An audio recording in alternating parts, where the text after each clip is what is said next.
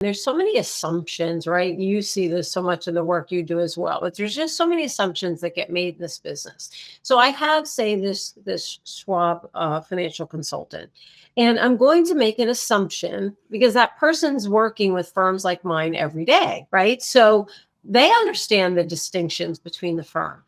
We have to think about the fact that this is almost like if you think about any sort of distribution process.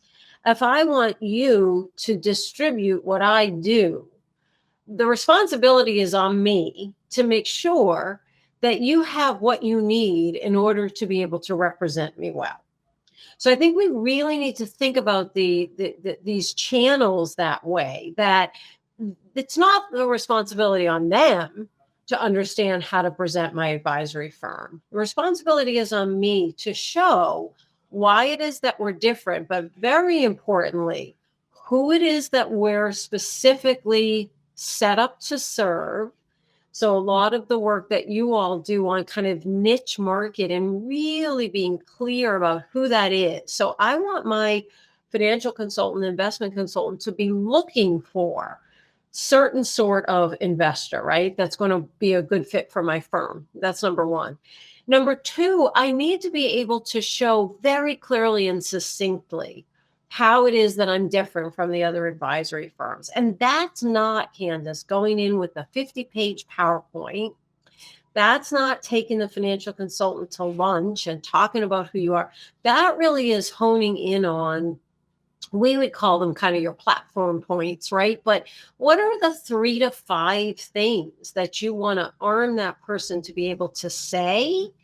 So if I know who I'm looking for and I know how to teach them how to represent me, I also have to think about them as the perpetual prospect. So don't keep asking me to go to lunch if we don't have something to talk about. Bring me a story about somebody I've worked with. Show me how to present what we do.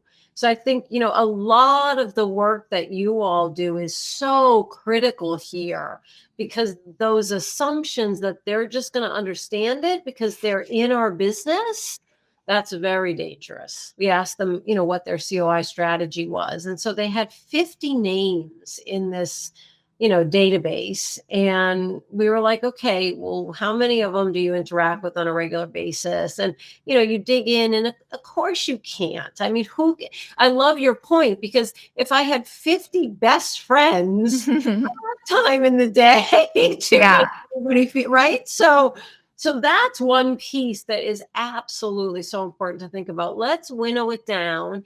You could have 50 that you're sending great communication out to, certainly that you're touching, but it's probably 5 to 7 that really are your friends, your relationships.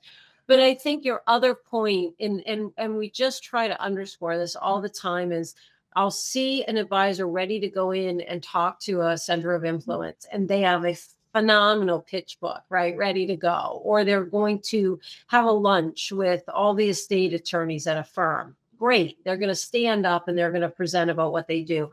But what do you know about what they're doing on a daily basis? What are their obstacles? Who are they working with? Who do they consider to be their niche market? I mean, the most impressive person in any room is the one asking the most questions. Yes. Yes. I think, and your framing about it is so on target, because it is a relationship you're trying to build. And I am not going to be in relationship with you if every time we go out, all I'm doing is telling you about me. I want to learn about you. And Right. that's so foundational to this engagement.